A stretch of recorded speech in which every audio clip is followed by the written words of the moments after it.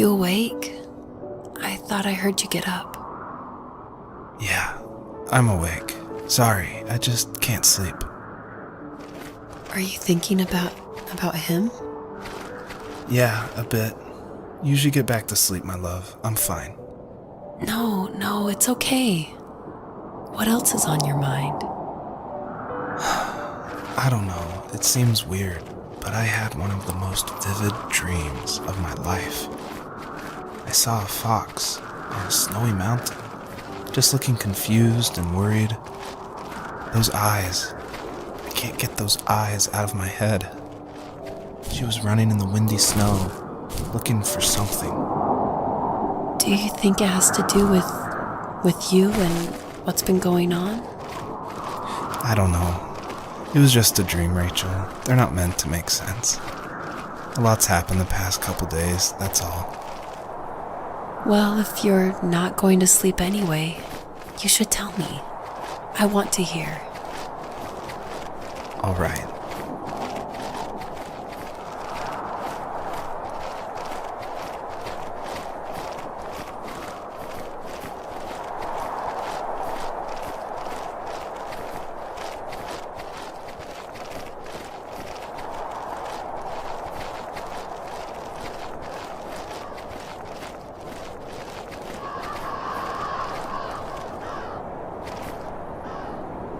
So, not far from her home, she followed that path to something unexpected.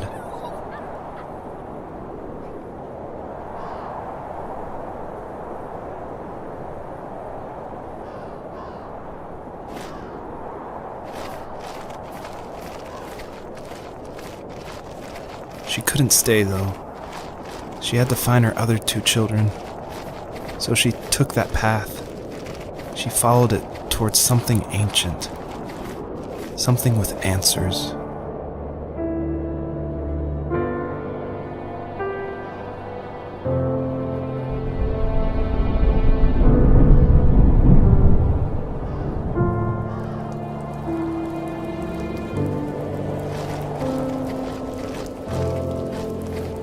The fox looked high and low, searching for any sign of her cubs. Points of light showed the way to this ancient tree. It was as if each one had a story to tell, all their own. The land was trying to tell my story, too. I felt like I was right behind her the whole time.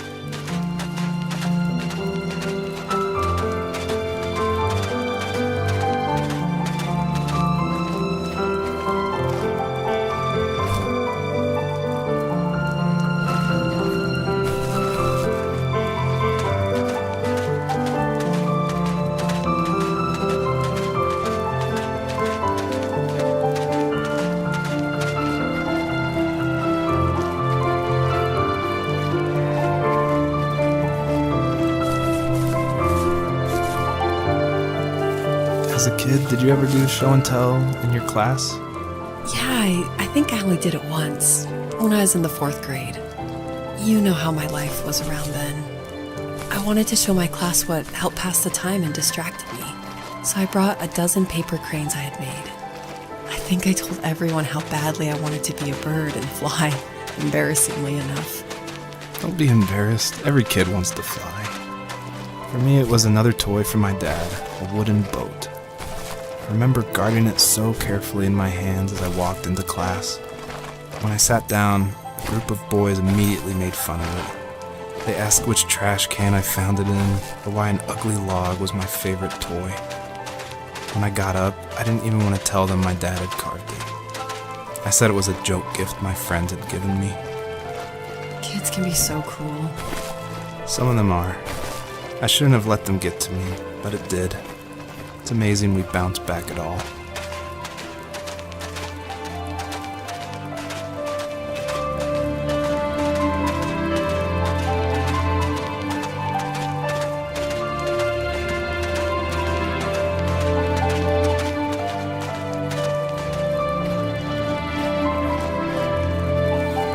Do you remember what my dad did for a living? Wasn't he like a lumberjack? That's one way of putting it. If wood was a canvas, then a carving knife was his paintbrush.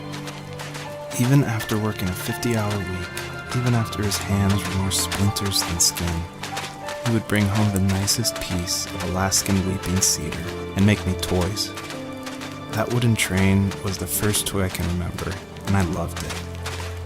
I just knew from a young age I was going to be a lumberjack, like my father.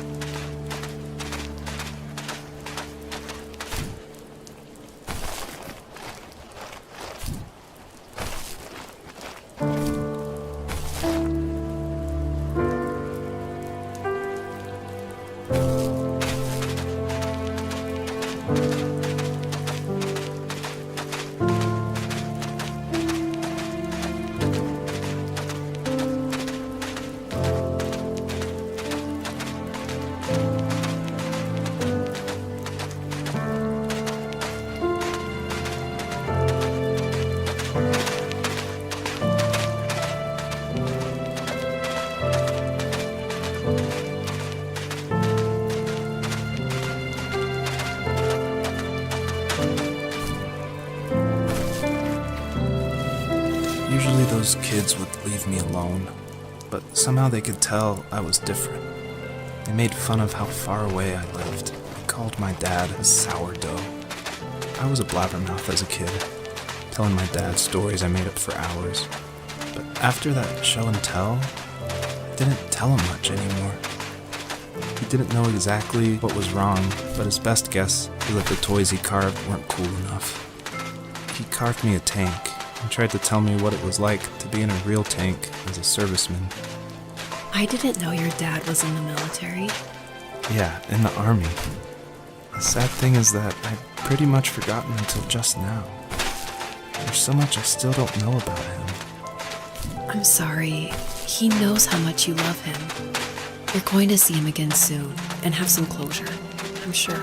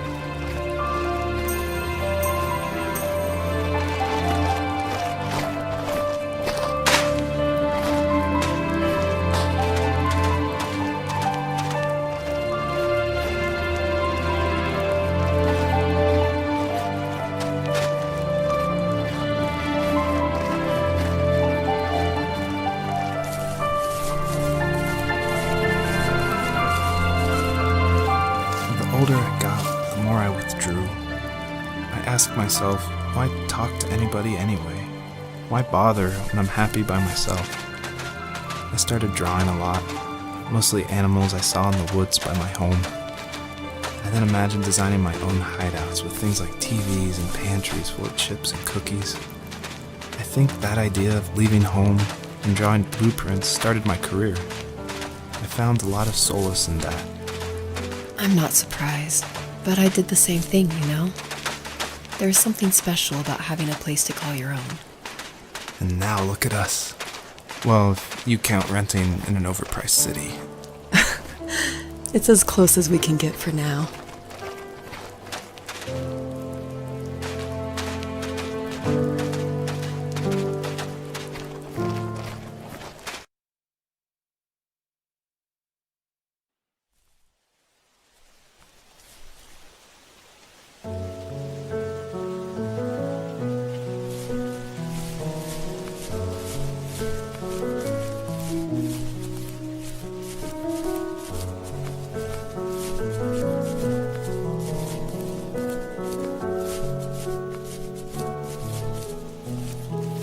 My teenage years were full of sketching, angst, and trouble.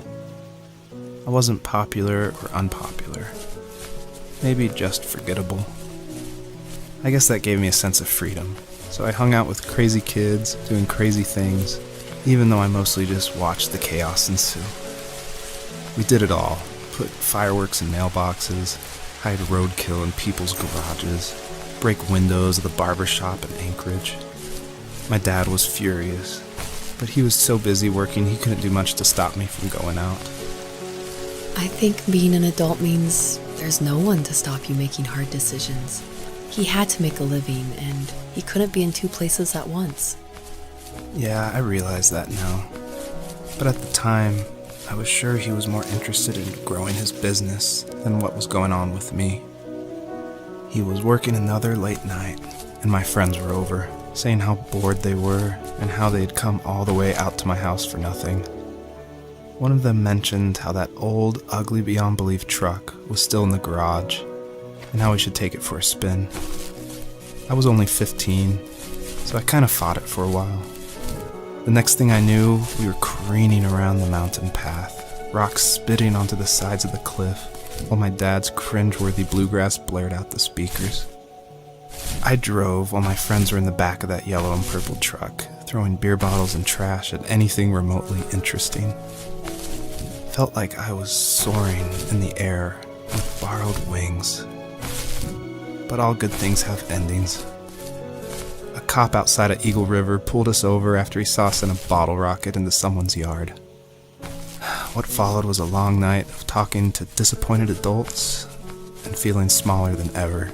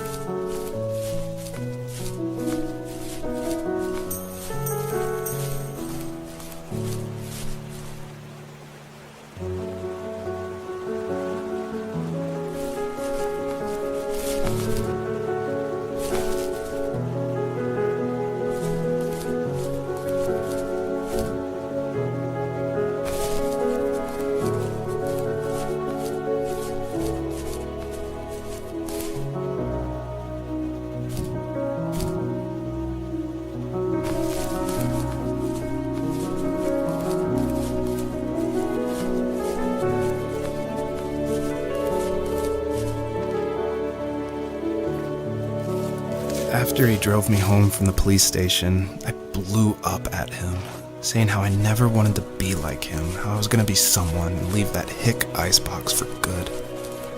He just looked forward at the road with tired eyes. I took out that bluegrass tape from the cassette deck and chucked it out the window. In my sage teenage wisdom, I thought I proved the ultimate point. But my dad had a different idea. He slammed the brakes, slowly bowed his head while gripping the steering wheel, and finally looked at me. All he said, like it was a polite request, was, "Make this right."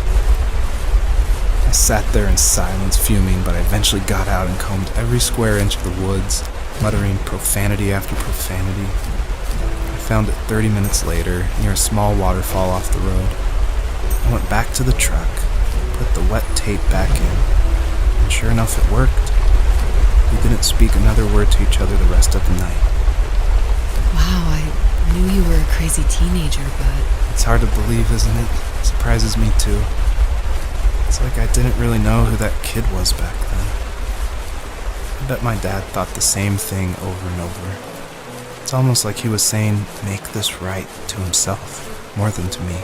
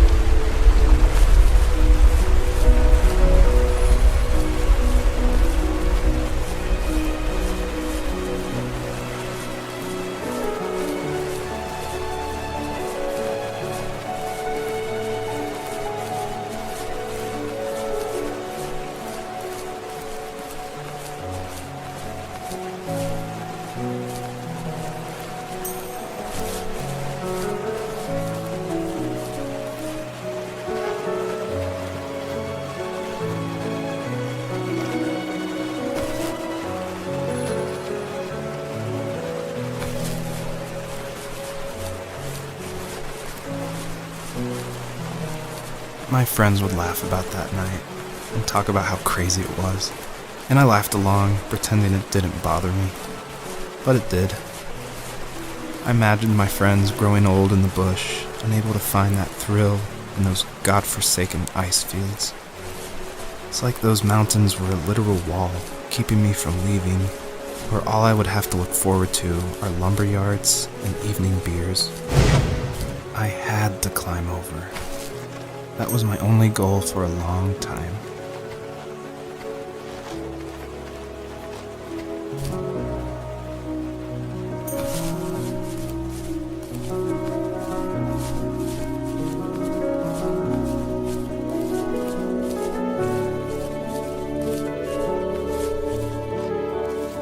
If there was some way I could take my love of drawing and turn it into a way of escape, nothing would make me happier. I wanted to create instead of tearing trees down. I wanted to move to the lower 48, not because I hated it there in Alaska, but I hated the idea of it. It's like all of that spite inside me had created this monster which followed me around my whole teenage years. I put so much energy into doing what others didn't expect of me. Why did I do that? There's one fact you're forgetting, though. If you didn't have that fire in you, we probably would have never met. You're absolutely right. Maybe the destination is all that matters in the end. But then why am I awake? Why am I seeing this fox go on her journey? And why can't I stop thinking about my dad?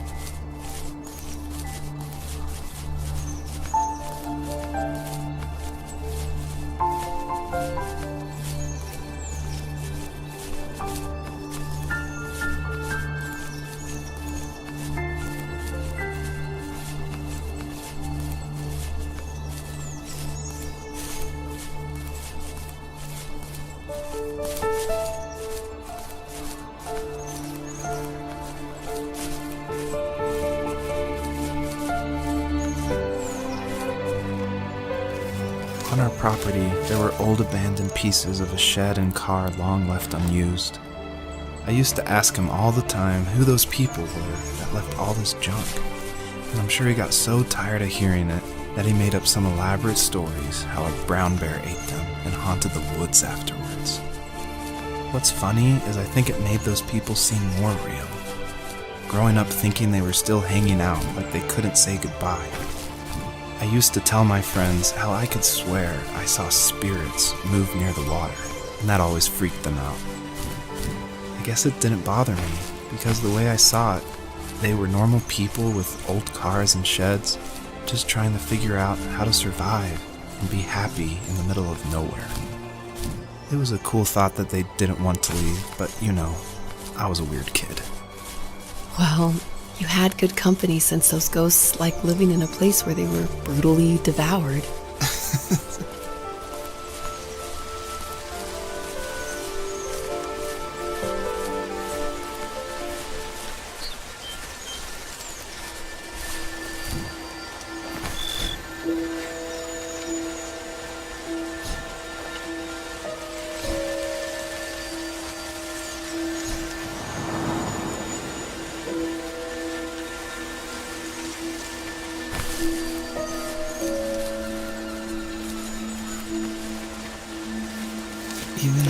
most distant, at the times when I detested him the most, he kept reaching out. For a year straight, he asked me every week when we were going camping. I thought he was just dense.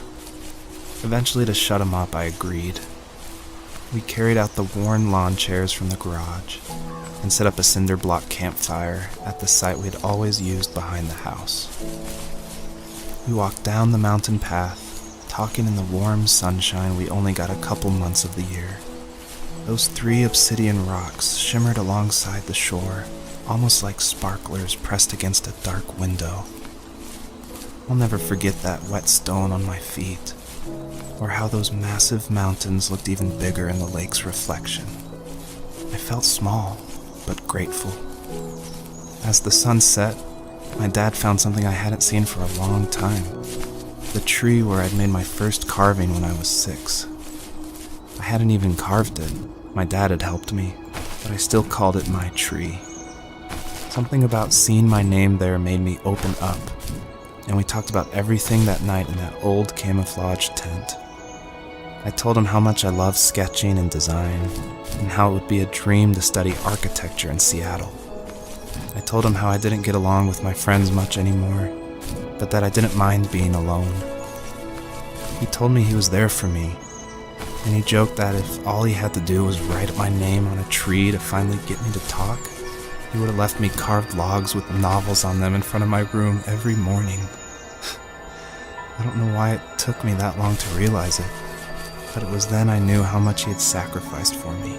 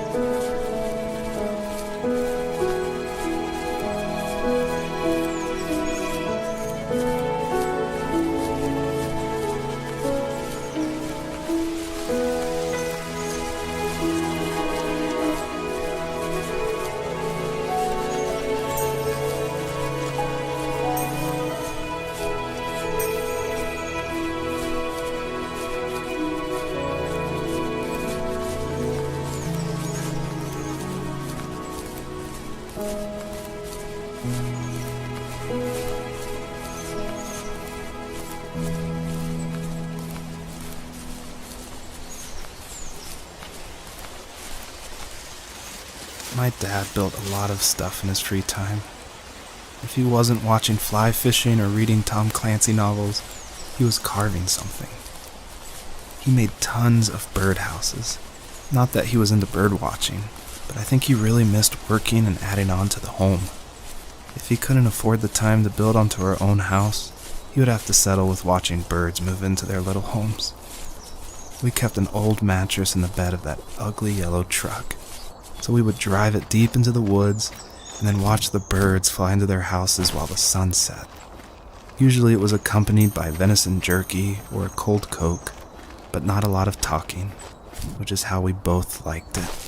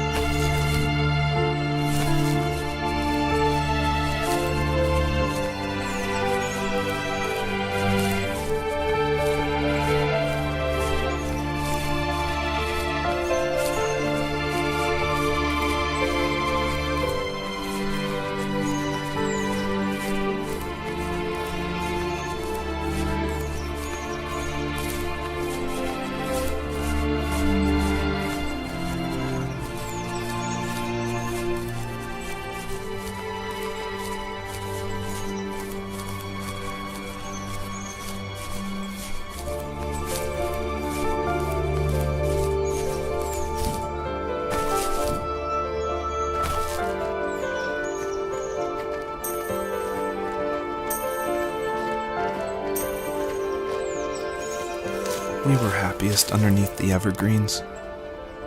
We decided it was time to finally map out the hundreds of acres we lived on just to pass the time during the summer. He was only free in the evenings, so I would spend the day wasting time on dial-up internet and sketching, and then we would rush into the woods, pen and map in hand, before evening fell. Sometimes the aurora borealis would cast a cold green glow on the mountainside, and we would finish our route underneath a twilight sky. Sometimes I was lonely during those summer days, but there was comfort in the routine. A lot of teenagers aren't looking for the daily grind, though. There's nothing wrong with wanting to get out, to leave your childhood home. You wanted to progress, to make something of yourself. Yeah, you're right. That house. I'm sure it's the same as how I left it. But then why does it feel so different? I doubt you're the only adult to have looked back and asked that question.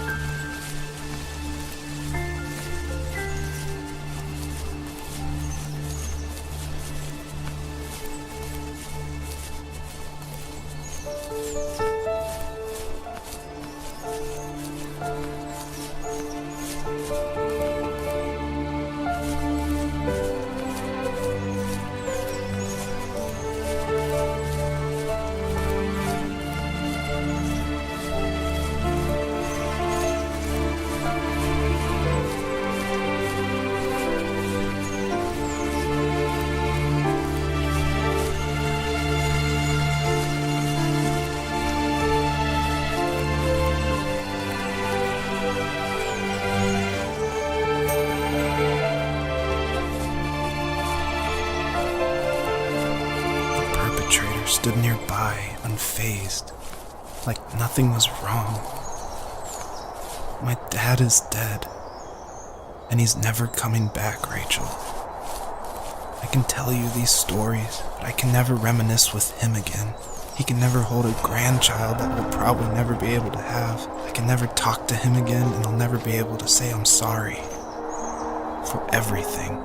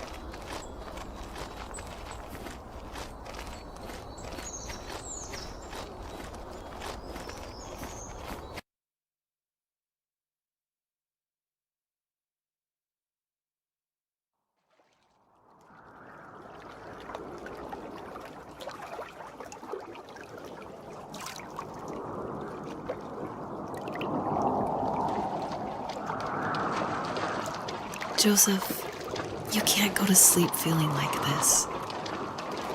I'm sorry for everything, and I know you need space, but I'm here for you. You don't need to feel so lost.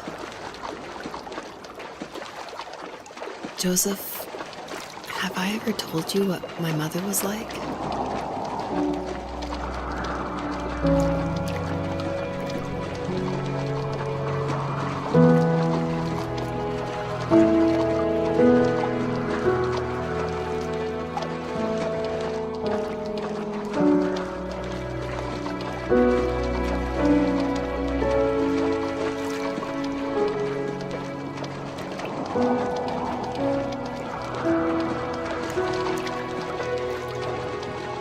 You know what it's like not to have a mom at home. And you know how hard that made my childhood. What helped me was watching the birds in the morning before the school bus came. I thought that my mother was one of those birds, and it made me want to be free like her. My mom taught me how to fold origami creams while she was in the hospital. So I told myself I would fold one every day until I could fly myself. I think we both have always loved animals, and for me that love started with a dog. Sometimes this Rottweiler would come up to our property line and wait at the fence for me, but only once in a while. I was sure to check every day immediately after school, and it usually ended in disappointment. I would even steal money from my passed-out dad just so I could buy these off-brand dog biscuits. Even when she did stop by, she never went beyond the fence. Why was she so scared?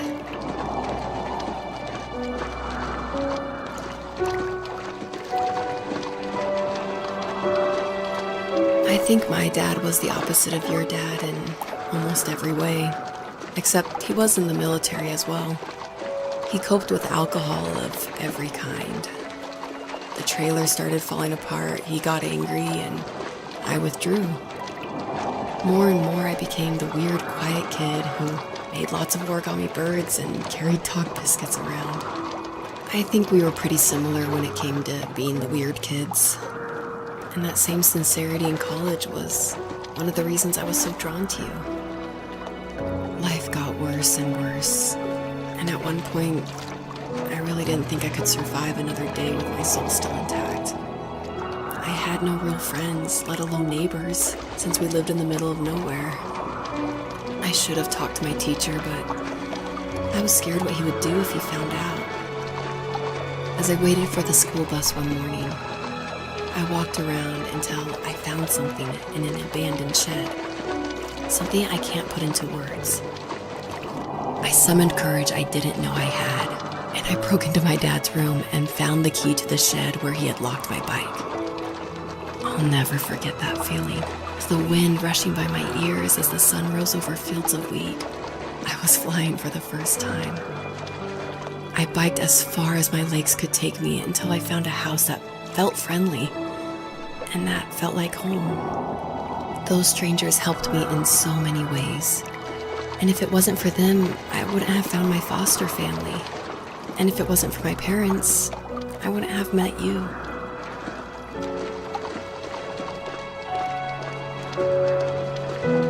You have strength, Joseph, and you're not as alone as you think. It's all just so pointless. Just waiting for life to happen. It's like having the home I always wanted is cursed out of my reach. The thought of being a parent myself. How could I do that when I couldn't even be a good son? I'm sorry. I know what you're saying. I just don't know how things will work out. These quiet hours will turn into years. We'll wonder which roads passed us by. Then we'll forge a new road together. Besides, I discovered for myself that one fateful morning where any hopeful road leads to. There may be thorns and mist, but it always leads to the same thing. And what's that? Family. I'm so glad that you're part of my family, Rachel. And I'm glad you're part of mine.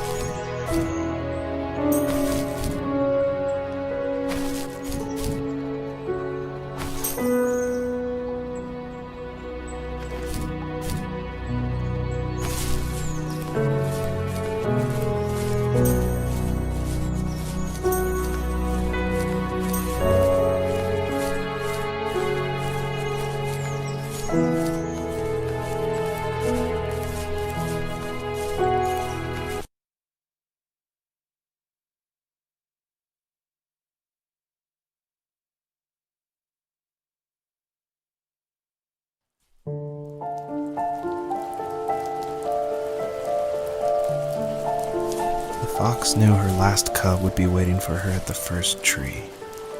She was almost there.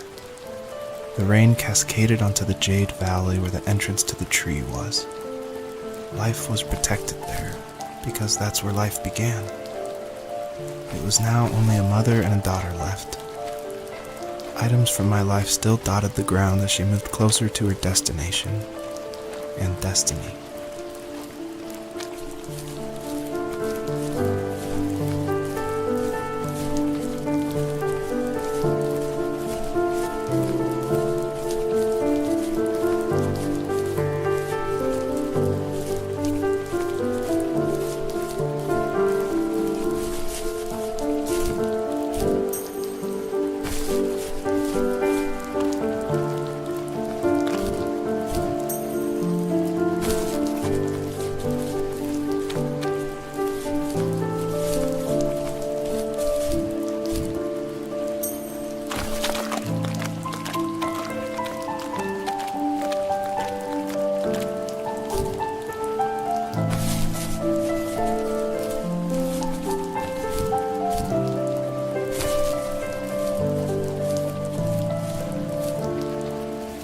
At the end of high school, I felt something I hadn't felt in a long time.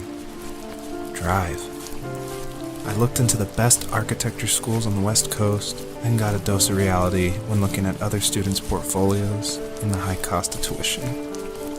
I still wanted to be something, to be the next Alvaro Siza, and to make those thousands of sketches worth something in my grand history. But now even an internship sounds impossible.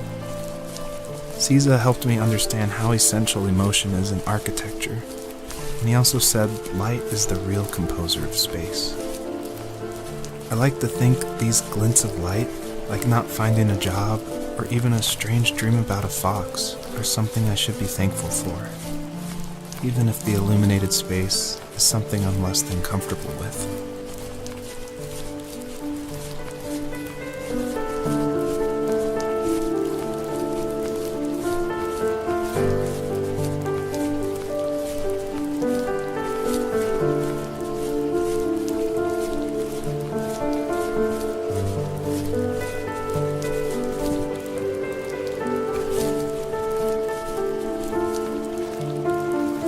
My dad was super supportive with my college plans, to a point. Things were okay until this terrible accident happened. I guess a forklift flipped over due to a bad axle, and it crushed one of the workers there. My dad didn't eat for days, even though he wasn't directly involved. It devastated him. Not only did it hurt the business, but it just freaked him out. He would talk in his sleep, muttering things about firing people and saying sorry. One fateful day he approached me, said that since my school search wasn't going well, I should finally be a man and take over the family business. He said one day he was going to die, and that all of his work, sacrifice, and even that man's life would be wasted in vain. I just lost it. Teenage me just exploded at the thought. I screwed up. I said things I shouldn't have. He was having a crisis, and I pretty much spit in his face.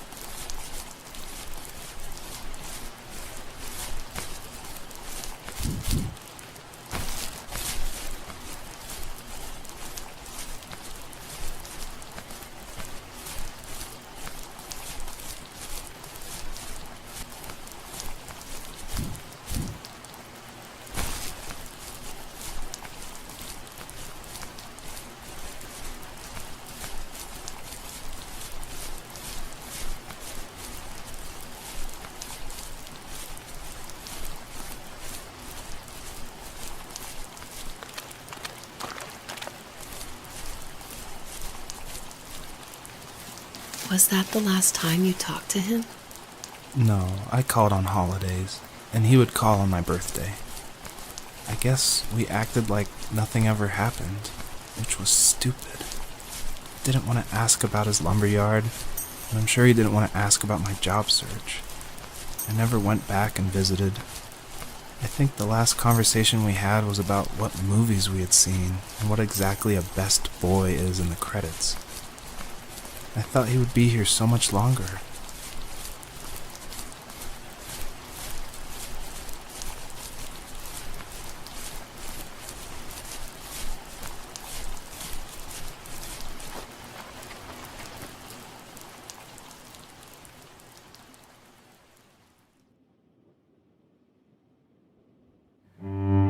In the distance, the first tree illuminated the wasteland. She couldn't go home anymore. She did the only thing she was capable of: moving forward. My dad died alone in the middle of the wilderness. I should have been talking to him more. I should have done a lot of things differently.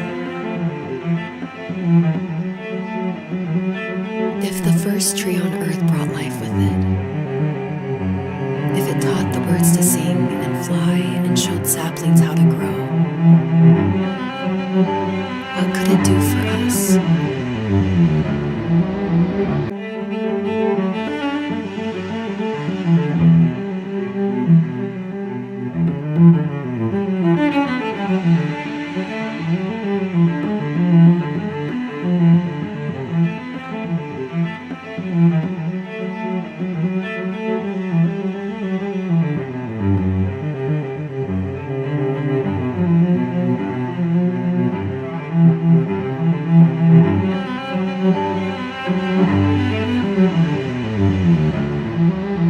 There was a letter I received yesterday from a name I didn't recognize, with a quote I can't stop thinking about. Death is not the opposite of life, but a part of it. More and more, I'm realizing one important truth. Each of us have our own journey to the first tree. Sometimes I'm not sure I'm ready to take that first step. You already have my